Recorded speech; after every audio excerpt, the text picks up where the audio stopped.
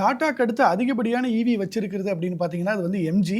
எம்ஜில வந்து உங்களுக்கு ZS EV அப்படிங்கிற ஒரு மாடல் இருக்கு. அதுக்கப்புறம் காமட் அப்படிங்கிற ஒரு மாடல் இருக்கு. அப்புறம் வந்து வின்சர் அப்படிங்கிற ஒரு மாடல் இருக்கு. இந்த வின்சர் வந்து எம்யூவி கேட்டகரியிலயும், காமட் வந்து ஒரு மைக்ரோ கார் அப்படின்னு சொல்லலாம். ஆனா இந்த ZS ஈவிய வந்து இப்ப டிஸ்கன்டின்யூ பண்ணிட்டாங்க. ஸோ அது இப்ப மார்க்கெட்ல இல்ல. அதனால இப்போதைக்கு எம்ஜில வந்து 2 கார் தான் இருக்கு. வின்சரோட battery capacity 38 kilowatt hour, 331 kilometres range குடுக்கும்னு சொல்றாங்க.